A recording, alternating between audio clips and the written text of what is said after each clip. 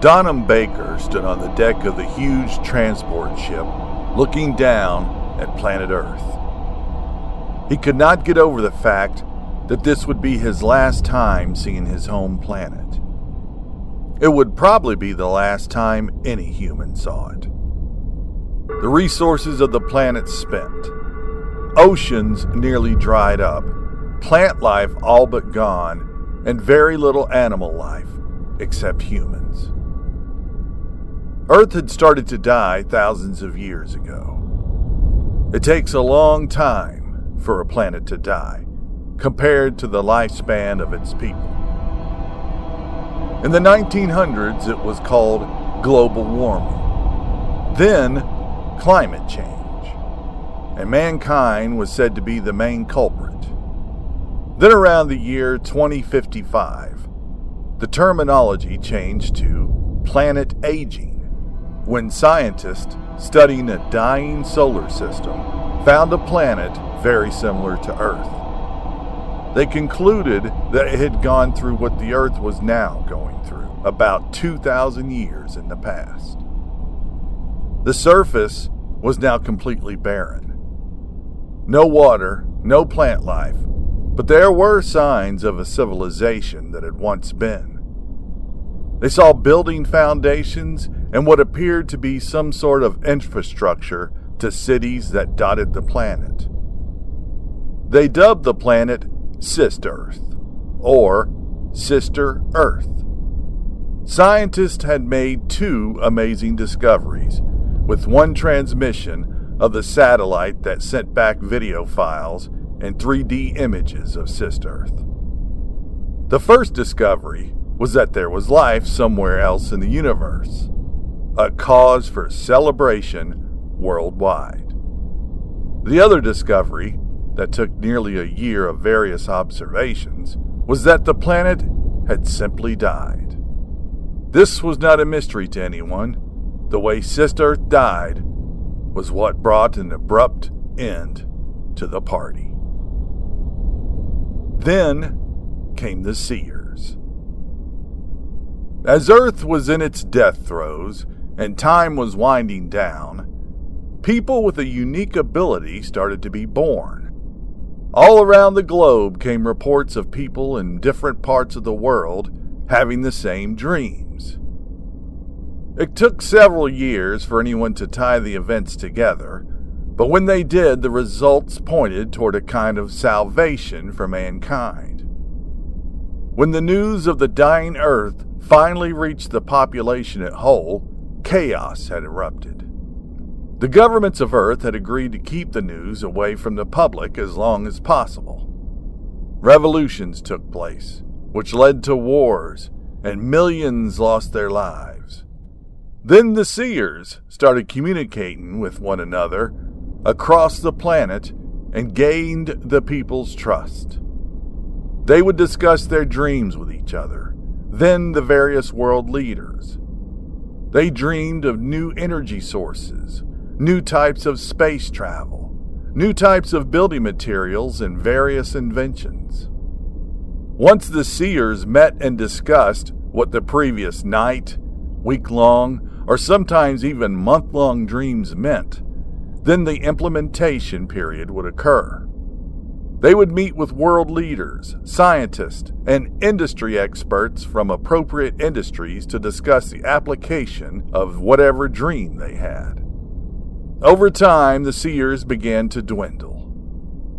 There did not seem to be any more Seers being born, so as they died, there was not another generation to replace them. Some Seers simply lost the ability. No more dreams. And then there was one. Donham Baker. Donham tried to remember when the Earth dreams started. He called them Earth dreams because every dream would start with a point of view of planet Earth from outer space. Much like the view of the great orb he had now, the first time he's had this view while awake. The last time also. He closed his eyes and rubbed the back of his neck. He had told the others all his Earth dreams. All of them but one. The day the people of Earth started being loaded into the huge transport ships, Donham had a troubling dream. Never were the dreams even remotely frightening. They were usually technical, like someone was showing him how to build a spacecraft or how to combine certain elements. The last dream did not make sense. It was violent and went against everything the other dreams had meant to him. He saw the dreams as man's escape from a dying world. He felt as though the earth itself may be sending these dreams, or maybe a life form from far away. Perhaps one of the surviving residents of Cis Earth who went through the same circumstances. Donham, a man in a gray suit, approached the Seer. "Richter, how are you?" said Donham as he shook Richter's hand. The other man was the ship's captain, an old friend. "I'm fine, but you look terrible. Don't worry. I'm sure your coordinates are right. Just because you didn't see the planet doesn't mean it's not there. You've never been wrong." Richter smiled as he patted Donham's arm. "You and the other Seers have saved mankind. I can get the doctor to give you something to put you into a deep sleep where you won't dream if you want. You need rest. Real rest." Donham sighed. I'm fine. As soon as we are underway, I'll go back to my cabin." "Okay," Richter said, this time as he walked away from Donham. "Once we get there, I want you on the bridge with me. I want to be with you when you see our new home." That night, Donham and the entire fleet left the space around Earth. The ships went into time-speed continuum. In other words, the speed of the ship would double every second and start to reverse the process as they reached their destination. This theory came from the Seers after they had the same dream in sequence every night for 2 months. Donham found sleep very easy that night. Then came the dream. Donham saw the Earth just sitting peacefully in space. It was breathtaking. The oceans were full and lush. It looked healthy. Not sick as he noticed it earlier from the dream-built spaceship. Then, out of nowhere, something struck the Earth and caused a huge explosion. Donham could barely make out some chunks of rock and earth here and there with smoke and shooting flames. Usually, the dream would end there. But this time it didn't.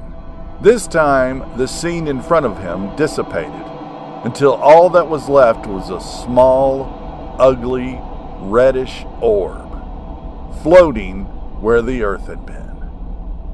Donham awoke in a sweat, as usual, exactly 8 hours after he had laid down.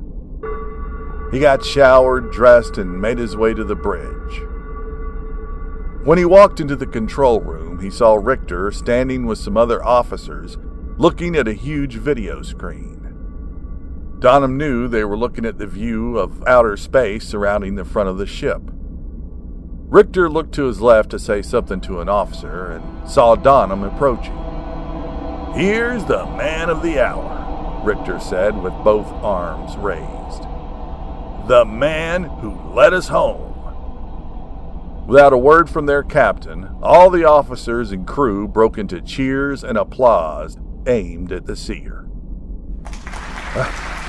Thanks. Just doing my, whatever you call it," said Donham as he walked up to Richter. "Well, dreamer, take a look," said Richter with an outstretched hand to the screen. Donham looked and choked back a laugh. That ugly little orb he had seen in his dream was now staring right back at him. "Isn't she beautiful?" said Richter with a twisted smile. "Too far to be seen from Earth. Even too far for you. And there she is." There she was indeed. Donham felt like he was looking at a lovable little runt. The best part of the whole thing for Donham was he never dreamed again.